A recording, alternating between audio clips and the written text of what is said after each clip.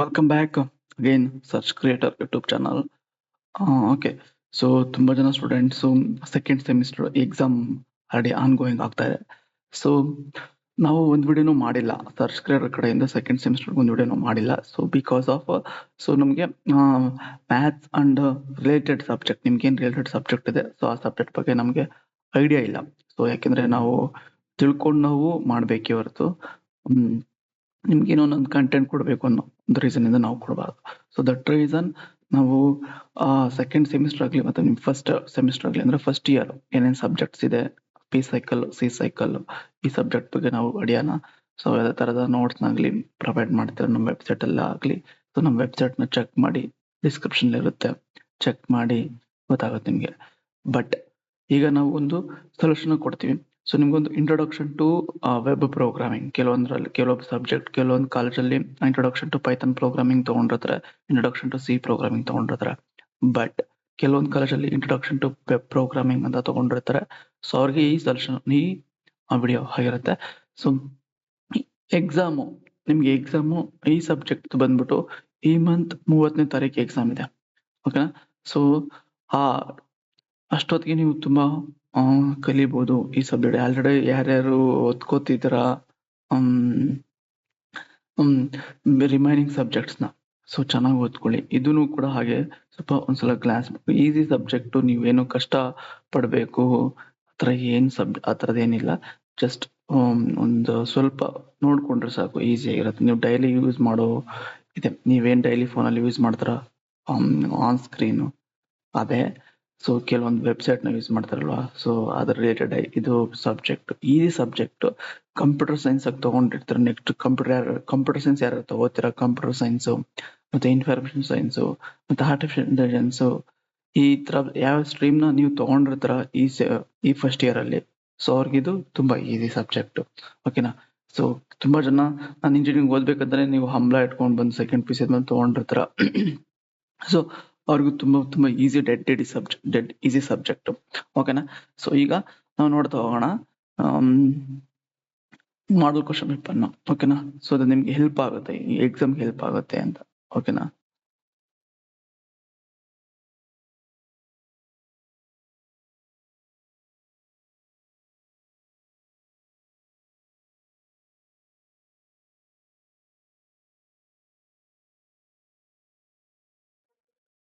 ಕಾಣಿಸಿದೆ ಅನ್ಕೋತೀನಿ ನೋಡಿ. ಸೊ ಇದು ಮಾಡಲ್ ಕ್ವಶನ್ ಪೇಪರ್. ಯಾರ್ಯಾರಿಗೆಲ್ಲ ಈ ಮಾಡಲ್ ಕ್ವಶನ್ ಪೇಪರ್ ಸಿಕ್ಕಿಲ್ಲ, ಇದುವರೆಗೂ ನಿಮ್ ಕಾಲೇಜಲ್ಲಿ ಕೊಟ್ಟಿಲ್ಲ ಅಥವಾ ಎಲ್ಲಾದ್ರೂ ಓಡಕ್ ಬೇಕಾದಾಗ ಸಿಕ್ಕಿಲ್ಲ ಅಂದ್ರೆ, ಸೊ ನಾನು ಡಿಸ್ಕ್ರಿಪ್ಷನ್ ಅಲ್ಲಿ ಒಂದು ನಂಬರ್ ನ ಕೊಟ್ಟಿರ್ತೀನಿ. ಆ ನಂಬರ್ಗೆ ಕಾಂಟ್ಯಾಕ್ಟ್ ಮಾಡಿದ್ರೆ ನಮ್ಮ ಟೀಮ್ ಅವ್ರು ನಿಮ್ಗೆ ಇಂಟ್ರಾಕ್ಟ್ ಮಾಡಿ ಈ ಕ್ವಶನ್ ಪೇಪರ್ ನ ಫ್ರೀ ಆಗಿ ನಿಮಗೆ ಕಳಿಸ್ತಾರೆ, ಓಕೆನಾ. ಸೊ ಈ ಕ್ವಶನ್ ಪೇಪರ್ ನ ಫ್ರೀ ಆಗಿ ನಿಮಗೆ ಕಳಿಸ್ತಾರೆ. ನೀವು ಇದನ್ನ ಯುಟಿಲೈಸ್ ಮಾಡ್ಕೊಂಡು ಈ ಬೇಸ್ಡ್ ಆನ್ ಇದ್ರ ಮೇಲೆ ನೀವು ಪ್ರಿಪೇರ್ ಆದ್ರೆ ಸಾಕು. ಆಲ್ಮೋಸ್ಟ್ ಆಲ್ ಒಂದು 60 to 80 ಮಾರ್ಕ್ಸ್ ನೀವು ತೆಗಿಬಹುದು. ಈಸಿ ಸಬ್ಜೆಕ್ಟ್ ಇದೆಲ್ಲ, ಆಯ್ತಾ. ಸೊ ನೀವು ಇದು ಕಷ್ಟಪಡೋ ಅವಶ್ಯಕತೆ ಏನಿಲ್ಲ, ಓಕೆನಾ. ನೆಕ್ಸ್ಟ್ ನೋಡಿ, ಸೊ ಅವರು ಫ್ರೇಮ್ ಮಾಡಿರೋ ಕ್ವಶನ್ಸ್ ನ ಇದೇ ತರ ನಾವು ಕೊಡ್ತೀವಿ ಎಕ್ಸಾಮ್ ಅಲ್ಲಿ. ತುಂಬಾ ನಮ್ಮ ಹತ್ರ ಸ್ಕೀಮ್ ಆಫ್ ಎವಾಲ್ಯೂಷನ್ ಕೂಡ ಇದೆ. ಸೊ ಅದನ್ನು ಕೂಡ ಓಪನ್ ಮಾಡಕ್ಕೆ ನೆಕ್ಸ್ಟ್ ವಿಡಿಯೋ ತೋರಿಸ್ತೀನಿ ನಿಮ್ಗೆ. ಸೊ ಇಲ್ಲಿ ಏನ್ ಕ್ವಶನ್ ಕೊಟ್ಟಿದ್ರಲ್ವಾ, ಈ ಕ್ವಶನ್ ನಲ್ಲಿ ಆಲ್ಮೋಸ್ಟ್ ಒಂದು 60 ಮಾರ್ಕ್ಸ್ ಗೆ ಅವರು ಎಕ್ಸಾಮ್ ಅಲ್ಲಿ ಮೇನ್ ಎಕ್ಸಾಮ್ ಅಲ್ಲಿ ಕೇಳಿದ್ರೆ ಈಸಿ ಸಬ್ಜೆಕ್ಟ್, ಓಕೆನಾ. ಇವ್ರಿಗೆ ವರ್ರಿ ಮಾಡಕ್ ಹೋಗ್ಬಿಡಿ ನೋಡಿ. ಸೊ ಈಗ ಮಾಡಲ್ 1 ಈಗ ನೋಡ್ತಾ ಹೋಗೋಣ. ಮಾಡಲ್ 1 ಅಲ್ಲಿ ಸೊ ಕ್ವಶನ್ 1, ಕ್ವಶನ್ 2 ಈ ತರ ಕೊಡ್ತಾರೆ. ಸೊ ಈ ಕ್ವಶನ್, ಮೇನ್ ಕ್ವಶನ್ ಅಲ್ಲಿ ಸಬ್ ಕ್ವಶನ್ಸ್ ಆಗಿ ಮೂರಾದ್ರೂ ಕೇಳ್ತಾರೆ, ಅಥವಾ ಎಕ್ಸಾಮ್ ಅಲ್ಲಿ 2 ಆದ್ರೂ ಕೇಳ್ತಾರೆ. ಸೊ ಒಂದೊಂದು 10 ಮಾರ್ಕ್ಸ್ ಬೇಕಾದ್ರೂ ಕೇಳ್ಬೋದು, ಇಲ್ಲ ಈ ತರ 8 ಮಾರ್ಕ್ಸಿಗೆ 8 ಮಾರ್ಕ್ಸ್ ಮತ್ತೆ 4 ಮಾರ್ಕ್ಸ್, ಟೋಟಲ್ ಒಂದ್ ಮಾಡಲ್ ಅಲ್ಲಿ 20 ಮಾರ್ಕ್ಸ್ ನೀವು ಬರೀಬೇಕು. ಸೊ ಇದನ್ನ ಈ ತರ ಡಿವೈಡ್ ಮಾಡ್ತಾ ಹೋಗ್ತಾರೆ. ಸೊ ನೀವು ಎಕ್ಸಾಮ್ ಅಲ್ಲಿ ಒಂದು ಮಾತ್ರ ಬರೀಬೇಕು. ಸೊ ಎಲ್ಲದಕ್ಕೂ ಆನ್ಸರ್ ಇಷ್ಟು ಮಾಡಲ್ ಒಂದು ಕ್ವಶನ್ ಅಟೆಂಡ್ ಮಾಡಿ ಮತ್ತೆ 2 ಕ್ವಶನ್ ಅಟೆಂಡ್ ಮಾಡೋ ಹಾಗಿಲ್ಲ. ಸೊ ಅದಕ್ಕೆ ಅವ್ರು ಕೊಡೋದೇ, ನೀವು ಅಷ್ಟು ಬರೆದು ಕೊಡೋದೇ ಯಾವ್ದಾದ್ರು ಒಂದು ಕ್ವಶನ್ ಮಾತ್ರ. ಅವ್ರು ನೋಡಿ, ಅವರು 6 ಅಂತ ಕ್ಲೀನ್ ಆಗಿ ಮೆನ್ಷನ್ ಮಾಡಿದ್ದಾರೆ. ನಿಮ್ಗೆ ಇನ್ನು ಎಕ್ಸಾಮ್ದು ಪ್ರೊಸೀಜರ್ ಮತ್ತೆ ಏನೇನ್ ಬರೀಬೇಕು ಏನೇನ್ ಬರೀಬಾರ್ದು ಅಂತ ಏನೂ ಗೊತ್ತಿಲ್ಲ ಅಂದ್ರೆ ಅದ್ರ ಬಗ್ಗೆ ನಿಮ್ಗೆ ಒಂದು ವಿಡಿಯೋ ಮಾಡ್ತೀನಿ. ಬಟ್ ಆಲ್ರೆಡಿ ಫಸ್ಟ್ ಟೈಮ್ ಬರ್ತಿರ್ತಾರ ಅನ್ಕೋತೀನಿ, ಓಕೆನಾ. ಸೊ ಏನ್ ಪ್ರೊಸೀಜರ್, ಸೊ 6 ಅಂತ ಕ್ವಶನ್ ಕೊಟ್ಟಿರೋದನ್ನ ನೀವು ಮುಟ್ಬಾರ್ದು. ಅದು ಸೆಕೆಂಡ್ ಪಿ ಸಿ ಕೂಡ ಇರುತ್ತೆ, ನಿಮ್ಗೆ ಪಿ ಸಿ ಲೆವೆಲ್ ಕೂಡ ಇರುತ್ತೆ, ಡಿಪ್ಲೊಮಾದಲ್ಲೂ ಕೂಡ ಇರುತ್ತೆ. 6 ಅಂತ ಕ್ವಶನ್ಸ್ ನ ನೀವು ಮುಟ್ಟಕ್ ಹೋಗ್ಬಾರ್ದು. ಒಂದ್ ವೇಳೆ ಇದು ಗೊತ್ತಿದ್ರೆ ಇದು ಬರ್ಬೇಕು, ಇಲ್ಲ ಗೊತ್ತಿಲ್ಲ ಅಂದ್ರೆ ಇದನ್ನ ಮಾತ್ರ ಬರಿಬೇಕು. ಆರಂತ ಕ್ವಶನ್ಸ್ ಅಷ್ಟು ಕ್ವಶನ್ ನೀವು ಬರೆಯಕ್ ಹೋಗ್ಬಾರ್ದು. ಓಕೆನಾ? ಸೊ ಪ್ರತಿಯೊಂದು ಮಾಡಲು ಕೂಡ ನೋಡಿ 20 ಮಾರ್ಕ್ಸ್ ಇರುತ್ತೆ. ಸೊ ಈಗ ಮಾಡಲ್ 1 ಇದೊಂದು ಮಾತ್ರ ನಾವು ಅನಾಲಿಸಿಸ್ ಮಾಡೋಣ. ಸೊ ಅದ್ರ ಸೊಲ್ಯೂಷನ್ ಕೂಡ ಈಗ ನಾನು ಇದೇ ವಿಡಿಯೋದಲ್ಲಿ ತೋರಿಸ್ತಾ ಹೋಗ್ತೇನೆ. ಓಕೆ, ಮೊದಲೇ model. So model question 1 A. List and explain most common elements used in XHTML document. XHTML document, HTML ಅಂದ್ರೆ ಹೈಪರ್ ಟೆಕ್ಸ್ಟ್ ಮಾರ್ಕಪ್ ಲ್ಯಾಂಗ್ವೇಜ್. ಇದನ್ನ ಕ್ಲಾಸಲ್ಲಿ ಕೂಡ ನಮ್ಗೆ ಹೇಳಿಕೊಟ್ಟಿರ್ತಾರೆ. ಸೊ ಅದ್ರಾಗೆ ಮೋಸ್ಟ್ ಕಾಮನ್ ಎಲಿಮೆಂಟ್ಸ್ ಏನೇನಿದೆ ಅಂತ ಲಿಸ್ಟ್ ಮಾಡಬೇಕು ಮತ್ತೆ ಎಕ್ಸ್ಪ್ಲೇನ್ ಮಾಡಬೇಕು. ಅದಕ್ಕೆ ಎಷ್ಟು ಮಾರ್ಕ್ಸ್ ಇವರು ಅಲೋಕೇಟ್ ಮಾಡಿದ್ರೆ, ಅಸೈನ್ ಮಾಡಿದ್ರೆ 8 ಮಾರ್ಕ್ಸ್ ಅಲ್ಲ ಅಸೈನ್ ಮಾಡಿದ್ರೆ. ಸೊ ನೀವು ಅಷ್ಟು ಲಿಸ್ಟ್ ಮಾಡಿ ಪ್ರತಿಯೊಂದಕ್ಕೂ 2 ಪಾಯಿಂಟ್ ಇಲ್ಲ ಒಂದೊಂದು ಪಾಯಿಂಟ್ ನ ಎಕ್ಸ್ಪ್ಲೇನ್ ಮಾಡ್ಕೊ ಬಂದ್ರೆ, ಸೊ 8 ಎಲಿಮೆಂಟ್ಸ್ ಇದೆ, ಅಷ್ಟು ಪಾಯಿಂಟ್ಸ್ ನ ಲಿಸ್ಟ್ ಮಾಡಿ ಒಂದೊಂದು ಪಾಯಿಂಟ್ ಕೂಡ ಬರ್ಕೊಂಡ್ರು ಒಂದೊಂದು ಮಾರ್ಕ್ಸ್ ಅಂತ. ಸೊ 8 ಮಾರ್ಕ್ಸ್ ನಿಮ್ಗೆ ಇದ್ರಾಗ ಹಿಡಿಯಾಕಿ ಹೋಗೋದು. Next question 1B. What do mean document type definition or write the basic structure XHTML document derived from the specification. ಓಕೆನಾ? ಸೊ ಏನು mean of the document DTD ಹಂಗಂದ್ರೆ ಏನು? Basic structure of the XHTML derived from the specification ಇಂದ ನಾವು ಇದನ್ನ ಬರೀಬೇಕು. Basic structure ನ ಬರೀಬೇಕು, ಡಯಾಗ್ರಾಮೆಟಿಕ್ ಬರೀಬೇಕು, ಅದು ಥಿಯರಿಟಿಕಲ್ ನೀವು ಬರೋರು. ಓಕೆನಾ? ಸೊ ಅದಕ್ಕೆ 8 ಮಾರ್ಕ್ಸ್ ಇದೆ. ಓಕೆನಾ? 8 ಮಾರ್ಕ್ಸ್ ಇದೆ. 8 ಮಾರ್ಕ್ಸ್ ಇದೆ, ನೀವು ಕ್ಲೀನ್ ಆಗಿ ನೋಡ್ಕೋಬೇಕು. Next 1C. Name the rendering modes of the modern web browser.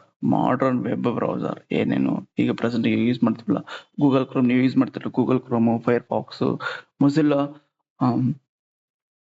Mozilla fire fox ಮತ್ತೆ ಮೈಕ್ರೋಸಾಫ್ಟ್ ಎಡ್ಜ್, ಇವೆಲ್ಲ ಏನೇನು ಬ್ರೌಸರ್ ಈಗ ಪ್ರೆಸೆಂಟ್ ಆಗಿ ಯೂಸ್ ಮಾಡ್ತಿದ್ರ. ಸೊ ಅದರ ಮೋಡ್ ಯಾವ ತರ ಇರುತ್ತೆ, how browser typically choose in which mode pursue A document. ಯಾವ ತರ ಸಾಮಾನ್ಯವಾಗಿ ವೆಬ್ ಬ್ರೌಸರ್ಗಳು ಚೂಸ್ ಮಾಡ್ತವೆ, ಮತ್ತೆ ಯಾವ ಮೋಡಲ್ ಇರ್ತವೆ ಕಂಟೆಂಟ್ ನ ತಗೊಳಕ್ಕೆ ಅಂತ ಇಲ್ಲಿ ಡೀಟೇಲ್ ಆಗಿ ಇಲ್ಲಿ ಎಕ್ಸ್ಪ್ಲೇನ್ ಮಾಡಬೇಕು. ಅದಕ್ಕೆ 4 ಮಾರ್ಕ್ಸ್. ಓಕೆನಾ? ಸೊ ಇಲ್ಲೇನ್ ಬ್ಲೌಮ್ ಟೆಕ್ಸ್ಟ್ ಇದೆಯಲ್ಲ, ಸೊ ಇದು ನಿಮ್ಮ ಕಾಲೇಜ್ ಲೆವೆಲ್ ಹೇಳ್ಕೊಟ್ಟಿರ್ತಾರೆ. ಇದ್ರ ಬಗ್ಗೆ ನೀವು ತಲೆ ಕೆಡಿಸ್ಕೊಬಿಡಿ. ಜಸ್ಟ್ ಮಾರ್ಕ್ಸ್ ಮತ್ತೆ ಈ ಕ್ವಶನ್ ಬಗ್ಗೆ ಮಾತ್ರ ತಲೆ ಕೆಡಿಸ್ಕೊಳ್ಳಿ. ಒಂದ್ ವೇಳೆ ಇವೆ ಎಷ್ಟು ಗೊತ್ತಾಗ್ಲಿಲ್ಲ ನಮ್ಗೆ ಅಂದ್ರೆ, ಸೊ ನಾವು ನೋಟ್ಸ್ ನ ಕೂಡ ಪ್ರೊವೈಡ್ ಮಾಡಿ, ನೋಟ್ಸ್ ಮೀನ್ಸ್ ಮಾಡಲ್ ಕ್ವಶನ್ ಪೇಪರ್ ಕೂಡ ಪ್ರೊವೈಡ್ ಮಾಡಿದ್ರಿ. ಇದು ಈ ತರ ಇರುತ್ತೆ. ಸೊ ಇದ್ರ ಓದ್ಕೊಂಡ್ರೆ ಸಾಕು ನೀವು ಪಾಸ್ ಆಗ್ಬೋದು. ಓಕೆ, ನಮ್ಮ ಮಾಡಲ್ 1 20 ಮಾರ್ಕ್ಸ್ ತೆಗಿಯೋದಕ್ಕೆ ಏನ್ ಕಷ್ಟ ಏನಾಗಲ್ಲ. ಸೊ ಇದು ನಂಗೆ ಬರೋಕೆ ಸ್ವಲ್ಪ ಕಷ್ಟ ಆಯ್ತು ಅಂದ್ರೆ ನೀವು ಕ್ವಶನ್ 2A ಕೂಡ ಅಟೆಂಡ್ ಮಾಡ್ಬೋದು. ಸೊ ಅವು ಕೂಡ ಸಿಂಪಲ್ 3 ಕ್ವಶನ್ಸ್ ಇದೆ. 1A question, list and demonstrate the rules of the XHTML. So document ನ ಬರೀಬೇಕಾದ್ರೆ ಏನೇನು ರೂಲ್ಸ್ ಇದೆ ಅಂತ ಲಿಸ್ಟ್ ಮಾಡಬೇಕು, ಮತ್ತೆ ಎಕ್ಸ್ಪ್ಲೈನ್ ಕೂಡ ಮಾಡ್ಬೇಕು. ಅದಕ್ಕೆ 10 ಮಾರ್ಕ್ಸ್ ಇರುತ್ತೆ. ಓಕೆನಾ? Next difference between logical versus physical markup. So logical markup language ಮತ್ತೆ ಫಿಸಿಕಲ್ ಮಾರ್ಕಪ್ ಲ್ಯಾಂಗ್ವೇಜ್ ಅಂತ ಇರುತ್ತೆ. ಅದಕ್ಕೆ 4 ಮಾರ್ಕ್ಸ್ ಇರ್ತದೆ. ನೆಕ್ಸ್ಟ್ ಅದಕ್ಕೆ ಟೇಬಲ್ ವೈಸ್ ನೀವು ಮಾಡಬೇಕು. Next discuss any 3 myths and misconceptions about XHTML and HTML and XHTML. So myths ಮತ್ತೆ misconceptions about the HTML ಮತ್ತೆ XHTML, ಅದಕ್ಕೆ 6 ಮಾರ್ಕ್ಸ್, ಟೋಟಲ್ 20 ಮಾರ್ಕ್ಸ್. ಇದ್ರಾಗ ಯಾವ್ದಾದ್ರು ಒಂದು ಮಾತ್ರ ನೀವು ಅಟೆಂಡ್ ಮಾಡ್ಬೇಕಷ್ಟೇ, ನೆನ್ಪಿಟ್ಕೊಂಡಿರಿ. ಸೊ ಅದಕ್ಕೆ ಮಾತ್ರ ಅವ್ರು ಮಾರ್ಕ್ಸ್ ಕೊಡೋದು. ನೀವು 2 ಬರೆದ್ರೆ ಸೊ 40 ಮಾರ್ಕ್ಸ್ ಆಗುತ್ತಲ್ಲ, ನಮ್ಮಲ್ಲಿ 40 ಮಾರ್ಕ್ಸ್ ಕೊಡ್ತಾರೆ ಅಂತ ನೀವು ಅಂದ್ಕೊಳ್ಳೋದು ತಪ್ಪಾಗುತ್ತೆ. ಸೊ ಒಂದ್ ಮಾತ್ರ ನೀವು ಅಟೆಂಡ್ ಮಾಡಿದ್ರೆ ಅದಕ್ಕೆ 20 ಮಾರ್ಕ್ಸ್ ಕರೆಕ್ಟ್ ಆಗಿ ಕೊಡ್ತಾರೆ. ಸೊ ಒಂದ್ ಕ್ವಶನ್ ಮೇಲೆ ನೀವು ಫೋಕಸ್ ಮಾಡಿ ಓದಿ. ಓಕೆನಾ? ಸ್ವಲ್ಪ ನಿಮಗೆ ಈ ಕ್ವಶನ್ಸ್ ಬಗ್ಗೆ ಗೊತ್ತಾಯ್ತು ಅನ್ಕೋತೀನಿ, ನೀವು ಯಾವ ತರ ಬರೀಬೇಕು ಮಾಡಲ್ 1 ಅಂತ ಗೊತ್ತಾಯ್ತು ಅನ್ಕೋತೀನಿ. ಇದು ಇಂಟ್ರೊಡಕ್ಷನ್ ಟು ವೆಬ್ ಪ್ರೋಗ್ರಾಮಿಂಗ್. ಈಗ ನಾವು ಮಾಡಲ್ 1ಗೆ ಏನೇನು ನೀವು ಬರೀಬೇಕು, ಎಷ್ಟು ಬರೀಬೇಕು, ಡಯಾಗ್ರಾಮ್ ಯಾವ್ದು ಹಾಕ್ಬೇಕು ಅಂತ ಇನ್ ಡೆಪ್ತ್ ಇಲ್ಲಿ ನಾವು ಮಾಡಿದ್ವಿ ನೋಡಿ. ಸೊ ಈ ಡಾಕ್ಯುಮೆಂಟ್ ಬೇಕು ಅಂದ್ರೆ ಸೊ ಡಿಸ್ಕ್ರಿಪ್ಷನ್ ಅಲ್ಲಿ ಕಾಣಿಸೋ ನಂಬರ್ಗೆ ಕಾಂಟ್ಯಾಕ್ಟ್ ಮಾಡಿ. ಸೊ ವೆಬ್ ಪ್ರೋಗ್ರಾಮಿಂಗ್ದು ಮಾಡಲ್ ಕ್ವಶನ್ ಪೇಪರ್ ಮಾಡಲ್ 1 ಬೇಕು ಅಂತಂದ್ರೆ ಸೆಂಡ್ ಮಾಡಿದ್ರೆ ಸಾಕು ವಾಟ್ಸಪ್ ಅಲ್ಲಿ, ನಮ್ಮ ಟೀಮ್ ಅವ್ರು ನಿಮಗೆ ಇಂಟ್ರಾಕ್ಟ್ ಮಾಡಿದ್ರೆ. ಬಟ್ ಕಾಸ್ಟ್ ಬಂದ್ಬಿಟ್ಟು ಇದಕ್ಕೆ 5.49 rupees ಇರುತ್ತೆ. ಸೊ ಇದು ನೀವು ಪೇ ಮಾಡಿ ತಗೊಳ್ಳಲ್ಲ ಅಂತ ನಂಗೆ 100% ಗೊತ್ತು. ಯಾಕಂದ್ರೆ ತುಂಬಾ ಜನ ಸ್ಟೂಡೆಂಟ್ ಇಂಡಿಯನ್ಸ್ ಅಂದ್ರೆ ಫ್ರೀ ಇದ್ರೆ ಏನ್ ಬೇಕಾದ್ರೂ ತಗೋತೀವಿ ನಾವು, ನಾನು ಅಷ್ಟೇ ತಾನೆ. ಸೊ ಅದೇ ತರ ಸೊ ಪೇ ಮಾಡಿ ಈ ಡಾಕ್ಯುಮೆಂಟ್ ನ ತಗೊಳ್ಳಿ. ಸೊ ತುಂಬಾ ಜನ ಸ್ಟೂಡೆಂಟ್, ತುಂಬಾ ಜನ ಡೆವಲಪರ್ಸ್ ಈ ನೋಟ್ಸ್ ನ ಪ್ರಿಪೇರ್ ಮಾಡೋಕೆ ಕಷ್ಟಪಟ್ಟಿದ್ರೆ ಅವರಿಗೆ ಕಾಂಟ್ರಿಬ್ಯೂಟ್ ಮಾಡಿ. ಮತ್ತೆ ಸೊ ಇದಿಷ್ಟು ಟೆಕ್ಸ್ಟ್ ಬುಕ್ ಕಂಟೆಂಟ್ ಆಗುತ್ತೆ. ಯಾವ್ದಾರ ಚಾಟ್ GPT ಕಂಟೆಂಟ್ ಆಗಲಿ ಅಥವಾ AI ಟೂಲ್ಸ್ ಕಂಟೆಂಟ್ ಆಗಲಿ ನಾವು ಮಾಡಲ್ಲ. ಯಾಕೆಂದ್ರೆ ಸ್ಟೂಡೆಂಟ್ ಅಥವಾ ನಿಮ್ಮ PT ಎವಾಲ್ಯೂಟರ್ ಚೆಕ್ ಮಾಡುತ್ತೆ, ಏನು ಟೆಕ್ಸ್ಟ್ ಬುಕ್ ಅಲ್ಲಿ ಒಂದು ಸ್ಕೀಮ್ ಆಫ್ ಎವಾಲ್ಯೂಷನ್ ಕೊಡ್ತಾರೆ, ಅದನ್ನ ಸೊ ಈ ತರ ಕೊಡ್ತಾರೆ. ಸಾರಿ ಅದನ್ನ ತೋರ್ಸಕ್ಕಾಗಲ್ಲ, ನೆಕ್ಸ್ಟ್ ಅದನ್ನ ತೋರಿಸ್ತೀನಿ, ಆ ತರ ಕೊಡ್ತಾರೆ. ಸೊ ಆ ಥರ ಇದ್ರೆ ಮಾತ್ರನೇ ಅವರು ನಿಮಗೆ ಮಾರ್ಕ್ಸ್ನ ಅಲೋಕೇಟ್ ಮಾಡಿ. ಆ ಥರ ಇಲ್ಲ ಅಂದ್ರೆ ಅವರು ಮಾರ್ಕ್ಸ್ನ ಎವಾಲ್ಯೂಟೇ ಮಾಡೋಲ್ಲ, ಜಸ್ಟ್ 0 ಹಾಕ್ಬಿಟ್ಟು ಸುಮ್ಮನೆ ಆಗ್ಬಿಡ್ತಾರೆ. ಸೊ ಅದು ಬೇಸಿಕ್ ಥಿಂಗ್ಸ್ ತಿಳ್ಕೊಂಡ್ರಿ. ಸೊ ಅದಕ್ಕೋಸ್ಕರ ಸೊ ಪೇ ಮಾಡಿ ಈ ಡಾಕ್ಯುಮೆಂಟ್ನ ತಗೊಳ್ಳಿ. ಅದಕ್ಕೆ 5.49 ಪರ್ ಮಾಡಲ್. ಸೊ ಪರ್ ಮಾಡಲ್ 5.49 ಇರುತ್ತೆ. ಡಿಸ್ಕ್ರಿಪ್ಷನ್ ಅಲ್ಲಿ UPI ನಂಬರ್ ಕೂಡ ಹಾಕಿರ್ತೀವಿ, ಕಾಂಟ್ಯಾಕ್ಟ್ ಮಾಡಿ ಇದನ್ನ ಮಾಡ್ಬೋದು. ಸೊ ವೆಬ್ಸೈಟ್ ಅಲ್ಲೂ ಕೂಡ ಇನ್ನೂ ಎನೇಬಲ್ ಮಾಡಿಲ್ಲ, ಎನೇಬಲ್ ಮಾಡ್ತಿದ್ರೆ ಶೀಘ್ರದಲ್ಲೇ ಚೆಕ್ ಮಾಡಿ, ನಿಮಗೆ ಕಾಣಿಸುತ್ತೆ ವೆಬ್ಸೈಟ್. ಓಕೆನಾ? ಸೊ ಈಗ ಇದನ್ನ ನೋಡ್ತಾ ಹೋಗೋಣ.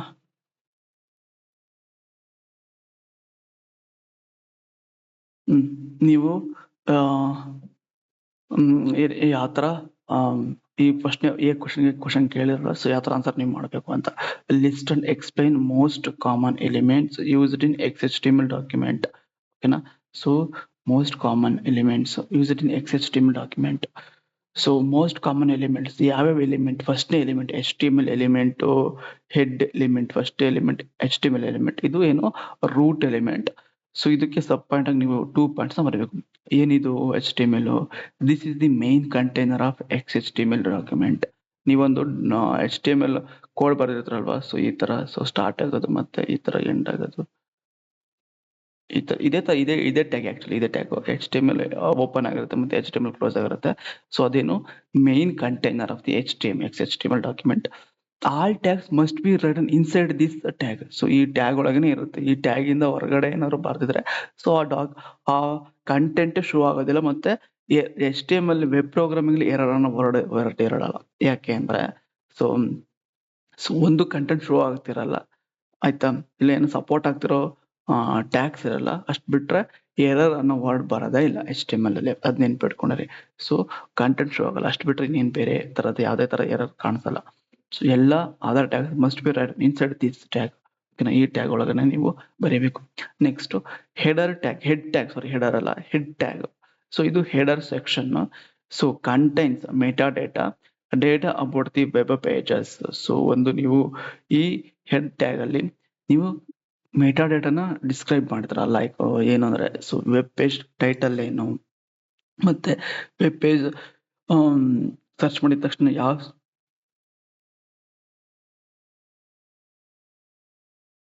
ಯಾವ ರ್ಯಾಂಕಿಂಗ್ ಅಲ್ಲಿ ಸಿಗ್ಬೇಕು, ಯಾವ ಸೈಡ್ ಸಿಗ್ಬೇಕು, ಎಲ್ಲಿ ಸಿಗ್ಬೇಕು, ಮತ್ತೆ ಸ್ಟೈಲ್ಸ್ ಡಿಸ್ಕ್ರೈಬ್ ಮಾಡ್ತಾರೆ. ಮತ್ತೆ ಸ್ಕ್ರಿಪ್ಟ್ ಇದ್ರೆ ಲೈಕ್ ಜಾವಾ ಸ್ಕ್ರಿಪ್ಟ್ ಏನಾದ್ರು ಲಿಂಕ್ಸ್ ಇದ್ರೆ ಅದನ್ನ ಡಿಫೈನ್ ಕೂಡ ಇಲ್ಲಿ ಮಾಡ್ತಾರ ಈ ಹೆಡ್ ಟ್ಯಾಗ್ ಗಳಿಗೆ.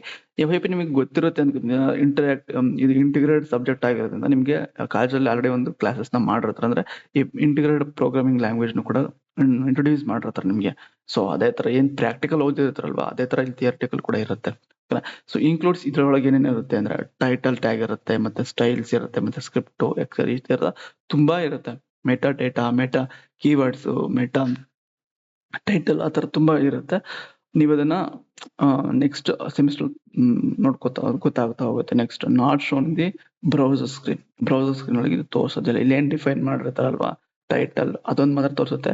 ಸ್ಟೈಲ್ ಆಗ್ಲಿ, ಮತ್ತೆ ಸ್ಕ್ರಿಪ್ಟ್ ಆಗ್ಲಿ, ಮತ್ತೆ ಮೆಟಾ ಕ್ಯಾರೆಕ್ಟರ್ ಆಗ್ಲಿ, ಅವೆಲ್ಲ ಇನ್ನು ತೋರ್ಸೋದಿಲ್ಲ ಬ್ರೌಸರ್ ಸ್ಕ್ರೀನ್ ಅಲ್ಲಿ. ಜಸ್ಟ್ ಟೈಟಲ್ ಮಾತ್ರ ಅಲ್ಲಿ ತೋರಿಸುತ್ತೆ ಅಷ್ಟೇ. ನೆಕ್ಸ್ಟ್ ಟೈಟಲ್ ಟ್ಯಾಗ್, ಅದನ್ನ title element, title of the web page, display the name of the page in browser tab, must be inside the head tag. Display the name of the web page. So ನೋಡಿ ಇಲ್ಲಿ ಒಂದು ಈ document ಇಲ್ಲೇ ತೋರಿಸುತ್ತೆ BPLCK 105 ಅಥವಾ PPLCK 205 ಅಂತ. So ಇದು ಇದರ ಟೈಟಲ್. ಈ PDF ಟೈಟಲ್ ಅಲ್ಲಿ ಕಾಣಿಸುತ್ತೆ. ಅದೇ ತರ ನೀವೇನ್ ಡೆವಲಪ್ ಮಾಡಿದ್ರ ಡೆಮೋ ಮತ್ತೆ ಪ್ರೋಗ್ರಾಮ್ 1 ಅಂತ ಏನ್ ಕೊಟ್ಟಿರ್ತಾರೋ ಸೊ ಬ್ರೌಸರ್ ಟ್ಯಾಬ್ ಅಲ್ಲಿ ತೋರಿಸುತ್ತೆ. ಓಕೆನಾ? Next must be inside the head tag. So ಈ ಹೆಡ್ ಟ್ಯಾಗ್ ಒಳಗೆ ಟೈಟಲ್ ಡಿಫೈನ್ ಮಾಡಬೇಕು. ಬೇರೆ ಕಡೆ ಎಲ್ಲ ಡಿಫೈನ್ ಮಾಡಿದ್ರೆ ಅದು ತೋರಿಸೋದಿಲ್ಲ, ಬರೀ ಬ್ಲಾಂಕ್ ತೋರಿಸ್ತಿರುತ್ತೆ. ಓಕೆನಾ? ನೆಕ್ಸ್ಟ್ ಬಾಡಿ ಟ್ಯಾಗ್, 4ನೇ element body tag main content area. ಇದೇ main content area. So all content visible like text, image, links are placed here. So ನೀವೇನು ಮೇನ್ ಕಂಟೆಂಟ್ ಆಗಿ ಶೋ ಮಾಡಬೇಕು, ಲೈಕ್ ನೋಡಿ ನಾನೊಂದು PDF ನ ಶೋ ಮಾಡಿದೆ, ಒಂದು ಎಕ್ಸಾಂಪಲ್ ತೋರಿಸ್ಬಿಡ್ತೇನೆ ನೋಡಿ. ಸಾರಿ ಇಲ್ಲಿ ಕಾಣಿಸೋದಿಲ್ಲ ಅನ್ಕೋತೀನಿ, ಐ ಥಿಂಕ್. ಎಲ್ಲ ಕಂಟೆಂಟ್, ಟೆಕ್ಸ್ಟ್, ಇಮೇಜಸ್. ನೀವು ಒಂದು ವೆಬ್ ಬ್ರೌಸರ್ ನೀವು ನೋಡಿರ್ಬೋದು, ಗೂಗಲ್ ಸರ್ಚ್ ಮಾಡಿ, ಏನಾದ್ರು ಒಂದು ಸರ್ಚ್ ಮಾಡಿದ ತಕ್ಷಣ ಅಮೆಝಾನ್ ಅಲ್ಲೇನ್ ಕಾಣಿಸೋದಲ್ಲ ಟೆಕ್ಸ್ಟ್, ಇಮೇಜಸ್, ಲಿಂಕ್ಸ್ ಅವೆಲ್ಲ. ಸೊ ಅದು ಮೇನ್ ಕಂಟೆಂಟ್ ಏರಿಯಾ. ಅಪಿಯರ್ಸ್ ಅಂದಿ ಬ್ರೌಸರ್ ಸ್ಕ್ರೀನ್. ಇದು ಎಲ್ಲಿ ಕಾಣಿಸುತ್ತೆ? ಬ್ರೌಸರ್ ಸ್ಕ್ರೀನ್ ಒಳಗೆ ಕಾಣಿಸುತ್ತೆ ಅಂತ ಹೇಳ್ತಾ ಇರೋದು ಅವರು. ಸೊ ಇಷ್ಟು ನೀವು ಎರಡು ಪಾಯಿಂಟ್ಸ್ ಎಲ್ಲ ಒಂದೊಂದು ಪಾಯಿಂಟ್ ಬರ್ತಾರೆ ಸಾಕು ಅವ್ರಿಗೆ. ನೆಕ್ಸ್ಟ್ 5ನೇದು H1 to H6 elements. So ಇದು ಹೆಡಿಂಗ್ ಎಲಿಮೆಂಟ್ಸ್. Define headings. ಇದೇನ್ ಮಾಡೋದು? ಹೆಡಿಂಗ್ ನ ಡಿಫೈನ್ ಮಾಡುತ್ತೆ. ಲೈಕ್ ಬೋಲ್ಡ್ ತುಂಬಾ ದೊಡ್ಡ ಅಕ್ಷರ, H1 ಅಂದ್ರೆ ತುಂಬಾ ದೊಡ್ಡ ಅಕ್ಷರ, H2 ಅಂದ್ರೆ ಚಿಕ್ಕ ಅಕ್ಷರ. ಥಿಯರಿಟಿಕಲ್ ಆಗಿ ನಿಮ್ಗೆ ಕ್ಲಾಸಲ್ಲಿ ಕೂಡ ಹೇಳಿರ್ತಾರೆ. ಸೊ ಅದನ್ನ ಇನ್ ಡೆಪ್ತ್ ಆಗಿ ಇಲ್ಲಿ ನಾನು ಡಿಸ್ಕಸ್ ಮಾಡಬಹುದು. ಜಸ್ಟ್ ಕ್ವಶನ್ ಪೇಪರ್ ಬಗ್ಗೆ ಮಾತ್ರ ಇಲ್ಲಿ ಡಿಸ್ಕಸ್ ಮಾಡ್ತಾ ಇರೋದು. H1 ಅಂದ್ರೆ ತುಂಬಾ ದೊಡ್ಡ ಟೆಕ್ಸ್ಟ್, H2 ಅಂದ್ರೆ ಸ್ವಲ್ಪ ದೊಡ್ಡ ಟೆಕ್ಸ್ಟ್, ಈ ತರ ಅಪ್ ಟು H6 ವರೆಗೂ ಇರುತ್ತೆ. H1 is the biggest heading. ಅದನ್ನ ನಾನು ಹೇಳಿದ್ನಲ್ಲ ಕನ್ನಡದಲ್ಲಿ, ಅದೇ biggest element. H6 is the smallest element. ಓಕೆನಾ. ನೆಕ್ಸ್ಟ್ 6ನೇ element paragraph tag. P element paragraph used to write block of text. Like ನೋಡಿ, ಇದೊಂದು ಬ್ಲಾಕ್ ಆಫ್ ಟೆಕ್ಸ್ಟ್, ಇಲ್ಲಿ ಮಾತ್ರ ನಮ್ಗೆ ಶೋ ಆಗ್ಬೇಕು ಅಂತ. ಸೊ ನಾವು ಇಲ್ಲಿ ಡಿಫೈನ್ ಮಾಡೋದು PDF ಅಲ್ಲಿ. ಅದೇ HTML ಅಲ್ಲಿ ಇಲ್ಲಿ P ಟ್ಯಾಗ್ ನ ಯೂಸ್ ಮಾಡಿದ್ರೆ ಇಷ್ಟು ಕಂಡು ಮಾತ್ರ ಶೋ ಆಗುತ್ತೆ. ಸೊ ಇದಕ್ಕೆ ಪಾಯಿಂಟ್ಸ್ ಬರ್ಬೇಕಂದ್ರೆ ಅದಕ್ಕೆ ಬೇರೆ ಟ್ಯಾಗ್ ಇರುತ್ತೆ. LI ಟ್ಯಾಗ್ ಅಂತ, list tag, so bullet tag, ಆತರ ಎಲ್ಲ ಬರುತ್ತೆ. ಅದನ್ನ ನಾವು ಯೂಸ್ ಮಾಡ್ಬೋದು. ಸೊ ನಿಮ್ಗೆ ಆಲ್ರೆಡಿ ಯಾವುದೋ ಒಂದು ಪ್ರೋಗ್ರಾಮ್ ಅಲ್ಲಿ ಕಳ್ಸಿರ್ತಾರೆ ಆಕ್ಚುಲಿ.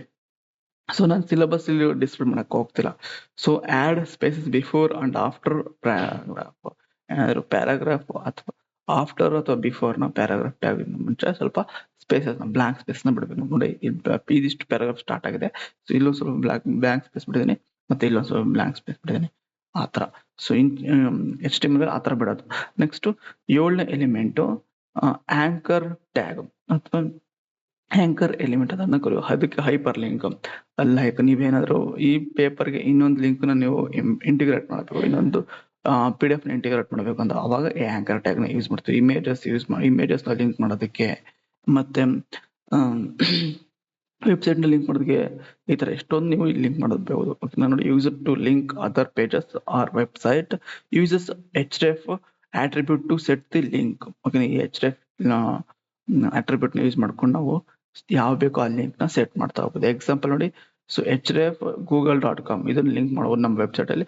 ಕ್ಲಿಕ್ ಇರ್ ಅಂತ ಕೊಟ್ಟಿದ ತಕ್ಷಣ, ಕ್ಲಿಕ್ ಇರ್ ಅಂತ ಒಂದು ವರ್ಡ್ ಕೊಟ್ಟಿದ ತಕ್ಷಣ ಸೊ ಇಲ್ಲೊಂದು ಬ್ಲೂ ಕಲರ್ ಕಾಣಿಸುತ್ತೆ. ನೀವು ಅದನ್ನ ಕ್ಲಿಕ್ ಮಾಡಿದ್ರೆ google.com ಹೋಗುತ್ತೆ. ಸೊ ಆತರ ನೀವು ಅದನ್ನ ಪ್ರಾಕ್ಟಿಕಲ್ಗೆ ಮಾಡಿರ್ತೀರ, ಅದನ್ನ ಪ್ರೊವೈಡ್ ಮಾಡೋದು. Next image tag. ಸೊ ನೀವೇನ್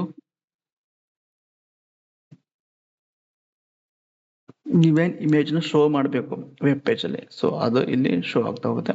use to display images on the page. ಮತ್ತೆ uses SRC for image path and alt for the alternative text.